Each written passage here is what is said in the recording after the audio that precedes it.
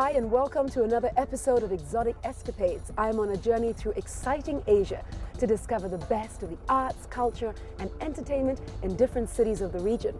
And I am thrilled to be here on the top of this mountain in one of India's most beloved, quaint and extremely charming hill resorts, the Queen of the Hills, Darjeeling.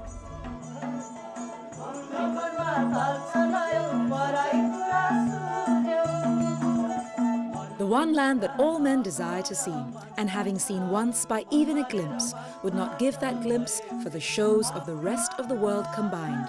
Once said Mark Twain about Darjeeling, which originated from the Tibetan words dorje and ling, literally meaning the land of the Thunderbolt.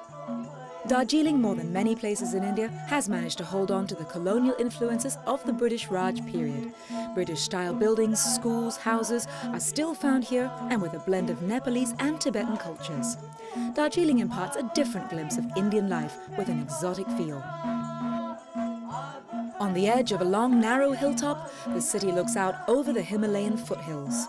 Passing through narrow streets, alleys and stairways with small, colourful shops and houses nearby makes you feel like you've entered a little magic toyland. The parallel streets wrapping around the hills can be easily explored by all kinds of jeeps being used as taxis, just like I'm doing now.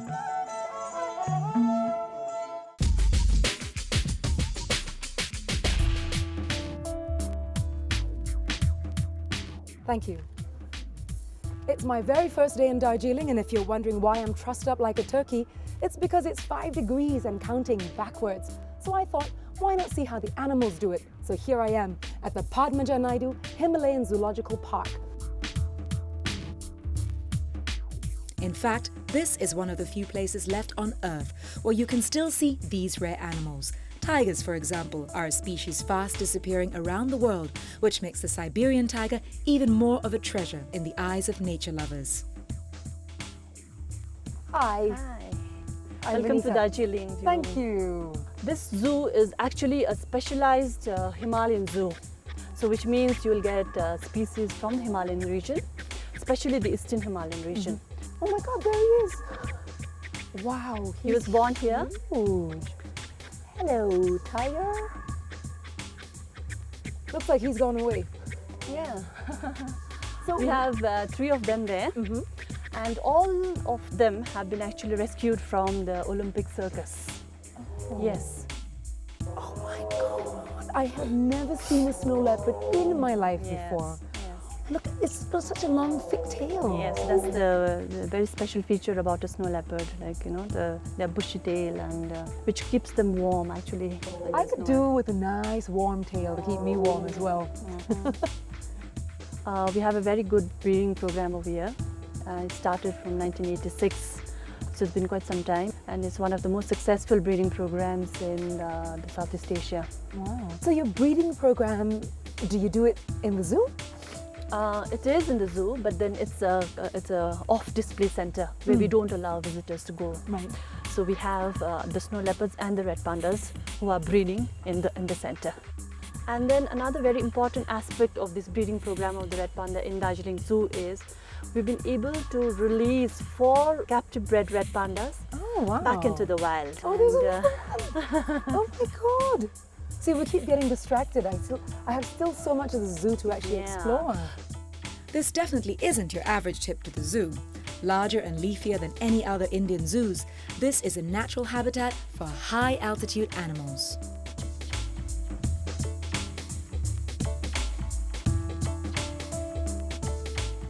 A zoo 7,000 feet up in the air. Who would have known? This is a really unique environment, and it's an absolute must visit. You should come here because this is probably your only opportunity to see really rare Himalayan animals in an absolutely precious natural environment. Hands down, a great experience.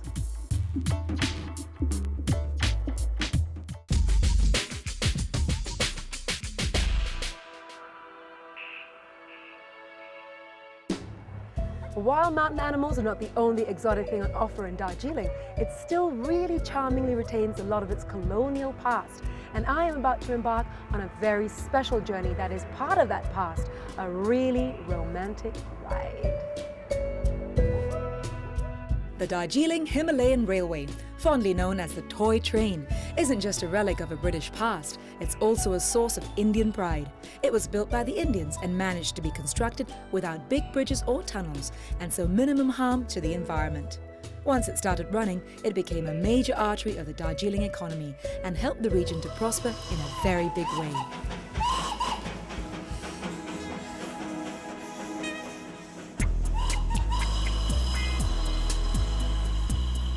Today, this is the most spectacular narrow-gauge steam railway in the world.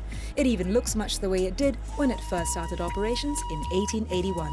Of course, these days, it's more a historical treasure than a workhorse. And in 1999, it was even declared a UNESCO World Heritage Site. The Darjeeling toy train is one of the best loved attractions of Darjeeling. I mean, it's literally a little tiny train on a narrow gauge that winds its way from the bottom of the hill to the top of the hill in Goom.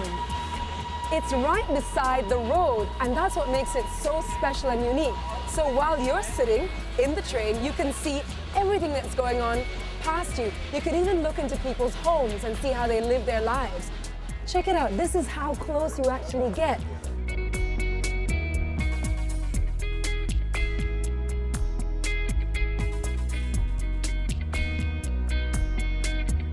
And now we're coming just into Goom Station. It's so beautiful, so picturesque. They've even got some old tracks laid on the side here, and you're literally surrounded by the mountains. It's very pretty.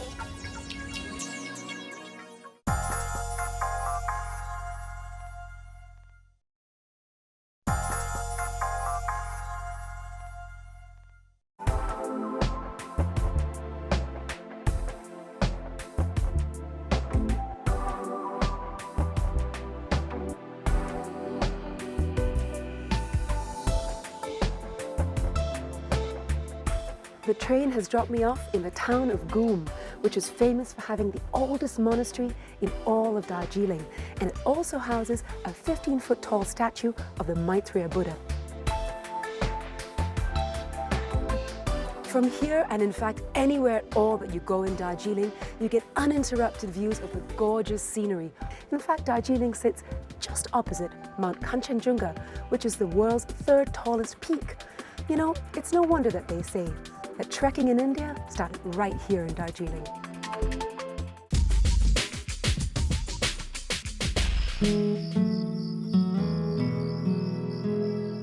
It was Darjeeling's favourite son, Tenzing Norgay, and Sir Edmund Hillary, who did the first successful climb of Mount Everest in 1953. And Tenzing's nephew, Nawang Gombu, was the first person in the world to climb Mount Everest twice.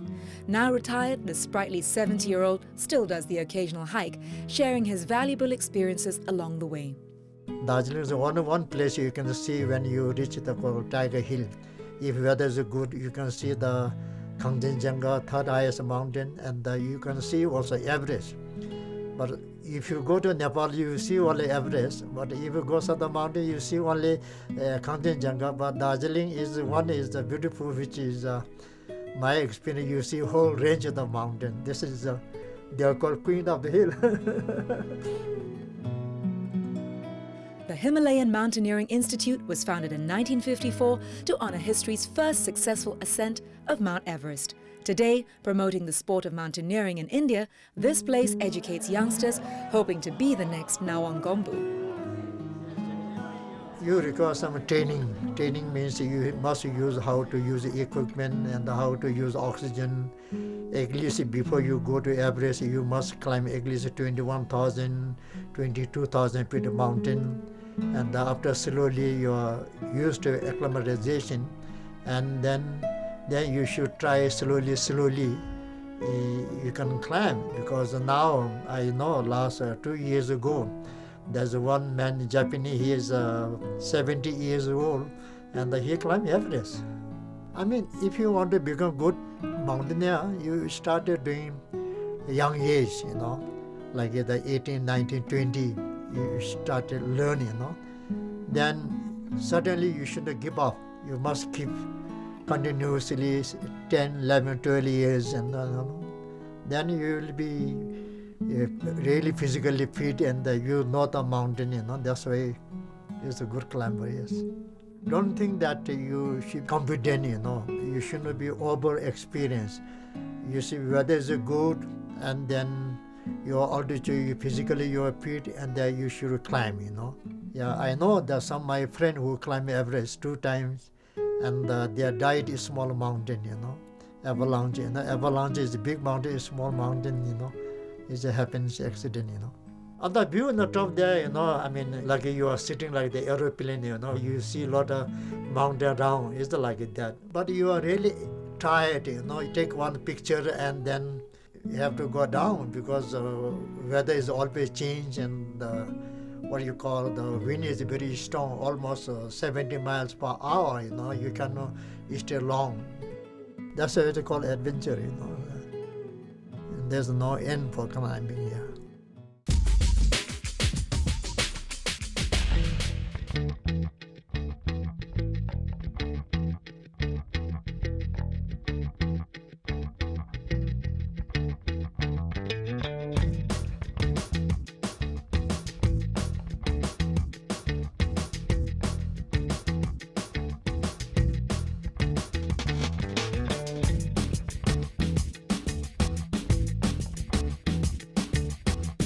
These are the famous momos. Now, this is a traditional mountain food, delicious little dumplings filled with meat, fish, or vegetables, and you can find them anywhere in Darjeeling, in little diners just like this.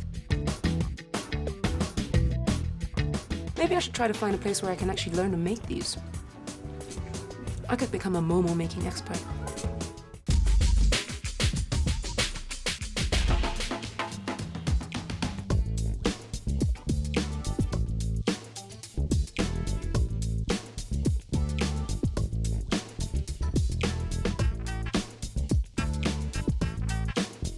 Okay, let me try another one. Okay, is that enough? That is too much. Oh dear, I'm ambitious. This is right? Okay, right, let's try this now. I'm in the hot, stimulating cafe with Lily, who has owned this cafe for 21 years, right? Together with her husband, Kiran. This great purple-walled place is where you can come and learn how to make momos. And I think momos are pretty much the national dish, huh? You'll know that you've come to the hot, stimulating cafe when you can hear the Bob Dylan outside on the road. How am I doing, Lily? Now it's better. Yes? Yeah, Just better? Best.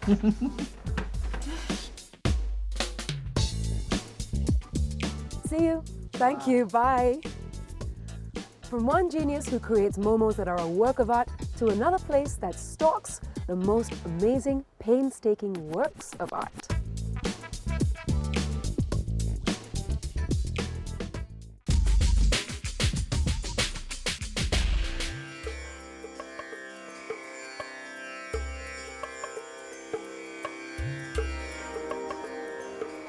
This is the Ava Devi Art Gallery, home to an impressive collection of painstakingly created, embroidered works of art.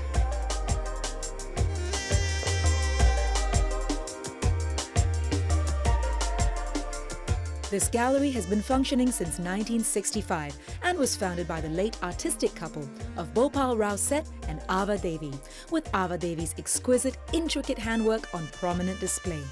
There are 60 pieces of work featured here in a variety of different mediums like watercolor and oils on velvet or silk, featuring images of the people of Darjeeling. But the most amazing ones are Ava Devi's precious thread embroidery images. You cannot believe your eyes. That's embroidery, not a painting that you're looking at, until you focus very carefully. The meticulous skill Ava Devi put into her work and her considerable talent has turned each image into a rare, subtle masterpiece. Some of them, like The Smoker, took a year to complete, where even the wisp of smoke curling up from the cigarette has been detailed. There is nothing simplistic about creating these pieces, as she would have had to split the thread 20 times in order to achieve the effect she was striving for. The King of Lebanon was so impressed with Ava's work that he requested a portrait of his entire family.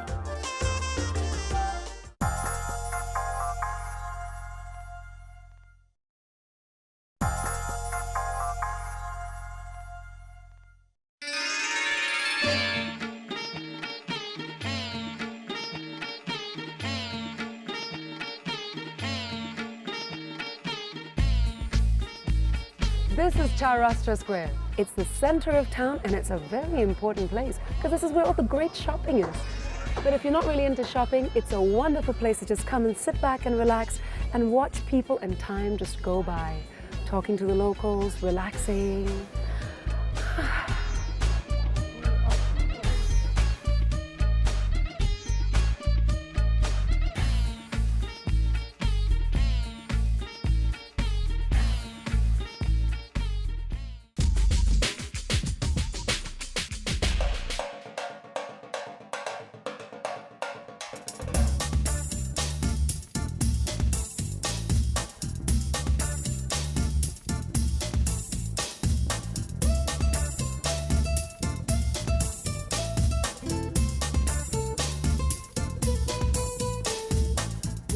Say Darjeeling, and most people would exclaim, cup of tea, right? Well, of course, this is one of the world's finest tea-growing regions, and the tea here in Darjeeling is known by experts as the champagne of all black teas. And that's what I'm off to find, here at the Makai Bari Tea Estate. And I'm also going to meet its legendary owner and tea guru, who's going to show me the fine art of tea tasting.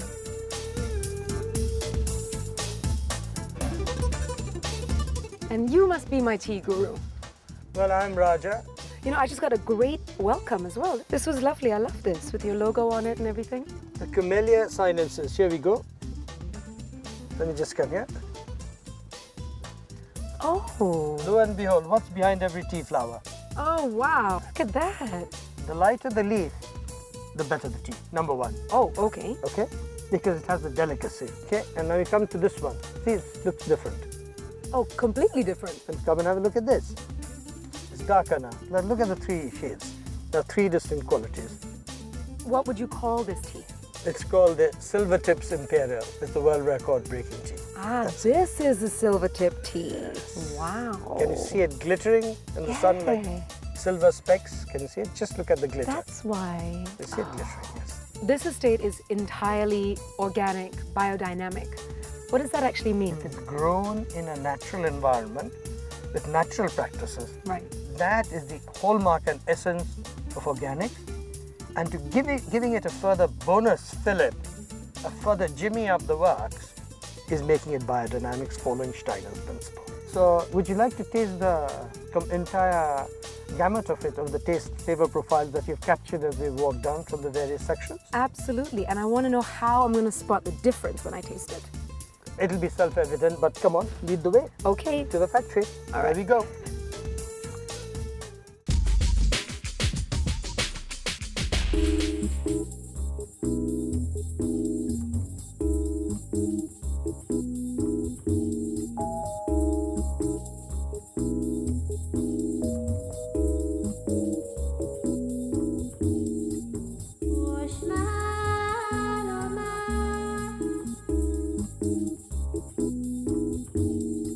Let's go and see the secrets of Darjeeling vintages. We always do the quality control facing the north light Why? because the natural exposition of the tea is revealed totally. Okay. So all tea tasting rooms must face northeast. The infusion is a little greenish. It's dry. Dehydration occurs in the withering. Okay? So first flush means the first Pick tea leaves, the first pick of the season. of the season. Then, after the first flush period, a month it lasts, from middle of March, middle of April, emerges all life forms after the first shower and it becomes a riot of green. Okay? And you pick this separately and you have the muscatel. Smell it. It smells like the earth. After the rare muscatels, we come to the semi-fermented line. It's called a oolong. It's in between a black tea and a green tea. Smell it. Now we come to a patent of ours. It's called the silver green tea. Just smell that. It's a high order green tea and there are a lot of secrets in making it. And finally, this is the Silver Tips Imperial, the world record prize. It's a specialty of the place. Just smell it. I'm not going to tell you how it's made because it's a handmade tea, suffice it to say, but it's a secret. It's a secret. How secret? Oh my God. This is a natural. Wow. You are not completed your tasting unless you follow the next ritual, which is in the cup, you're going to go wild. So I'm opening your floodgates to go berserk. Yeah, I thought tea drinking was all about gentility. But not tea tasting. Ah, there we go. You've got to be a very cantankerous, ill-behaved planter to be a damn good taster.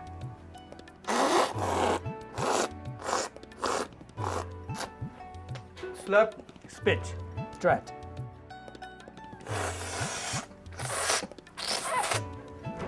Well done.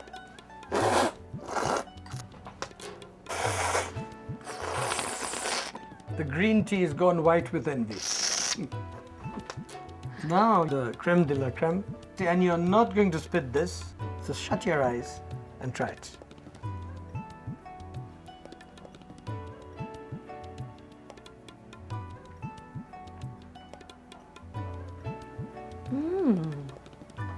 You can taste the perfume, like in your mouth, going round and round. How beautiful. Before I give you this certificate as a horrible, obnoxious, wonderful Darjeeling tea taster, I'd ask you to put a small test to you with a question. Okay. How would you recognize a Bai Mu done on appearance alone? Bigger leaf, greener, because the rest are browner, and a very delicate taste.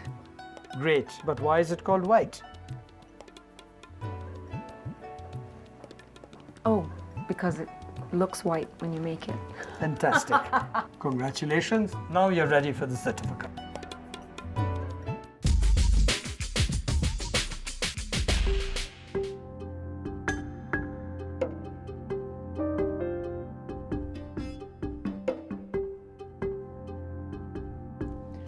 You know, I've really enjoyed my time here in Darjeeling. It's like this fantasy land at the top of a hill. I took the toy train as it went through and around people's homes and down the main road. I tasted the most amazing tea. I made momos, and I found some pretty exotic wild animals in the local zoo. All too soon, it's time for me to say goodbye and move on to my next escapade. So till the next episode of Exotic Escapades, safe travels.